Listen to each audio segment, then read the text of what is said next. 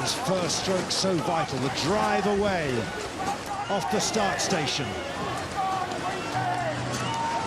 Urged on by the cocks. This is the moment. Can you strike out? You're not going to lose it, or not going to win it, but you may lose it if you get it wrong. But so far, they've come a long way out, haven't they, Quintin? Yes, as you were talking about the shadows yesterday. And now they'll hit the wind in another 3 strokes. You can see how the condition, the surface of the water changes, far more ripples, and Quintin, although they've moved away from their station, taking a slightly longer route, they are leading at the moment, ahead of the University Barge Club from Philadelphia in the United States. Just about half a length. Great start. How much longer do they keep it like this before settling into a race with them? Quintin had a very good race yesterday, dispatching the German crew from Leverkusen, who was tipped to be one of the finalists. They did it, we saw that together, they did it very comfortably as well, very efficiently. They'd broken them by about half distance, as I recall. Yes.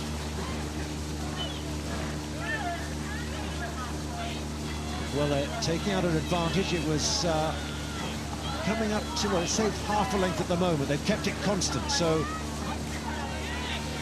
the Philadelphia crew have work to do to get back on level terms.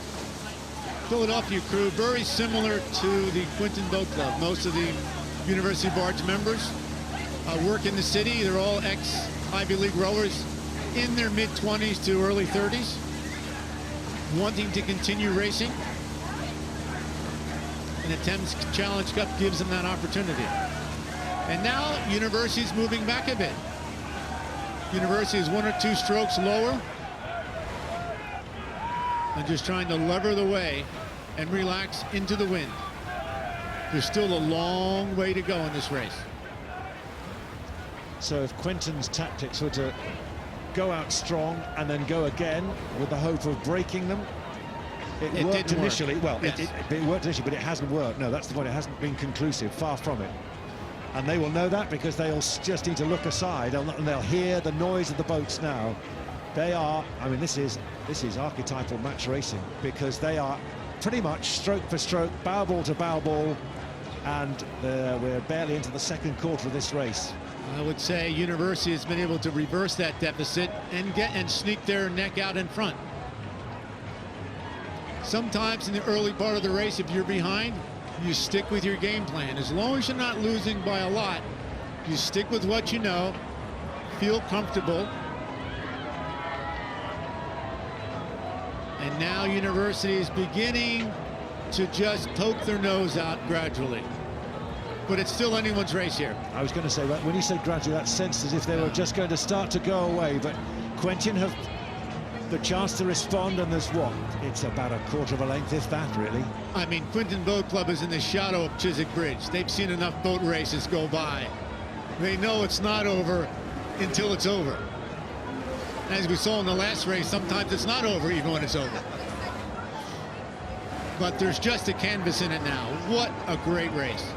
Shaping up. University rowing a little bit lower beat. Just really stretching it out. The coach, Billy Lamb of the University Barge Club, really emphasizes a long, steady stroke. Just seems to me that that word gradually is taking hold. They were just seeming to move ahead, but maybe not. Maybe Quintin are responding. Number of Henley experienced rowers. We've got, as you said, Matt Denley in the bow, second year here. We've got Alex Miller, who's been competing here since his debut in 2004. He's in the 5 seat, 29 years old. Not the oldest by any means. That's Mark Chapman in the 7 seat. But as you were saying earlier today, where when you lose Henley, you really emphasize to win the following year. University Barge Club was dispatched last year on about Thursday, and they put together a training program. They borrowed facilities from the University of Pennsylvania to train all winter on the ergs. They were determined to do better, and they are putting that to the test now. Big challenge too for the Quintin Cox, Rebecca Edgar.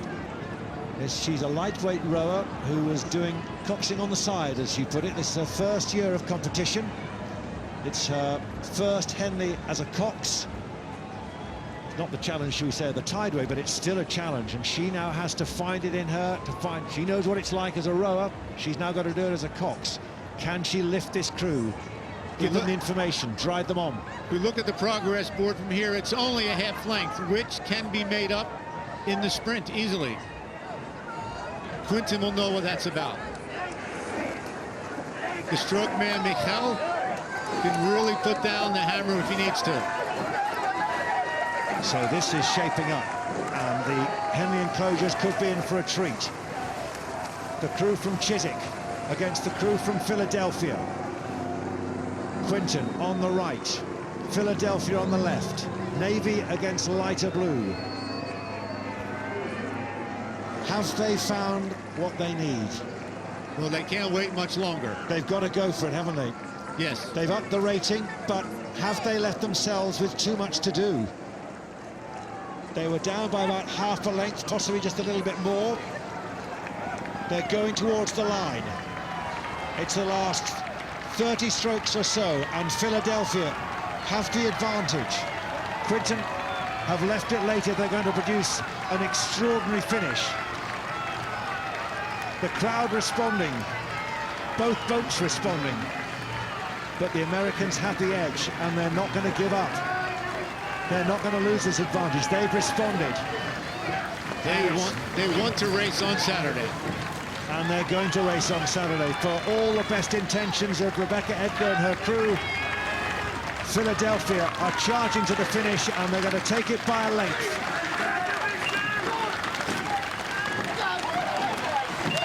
They closed a bit, didn't they? But they left it too late. And the Americans are through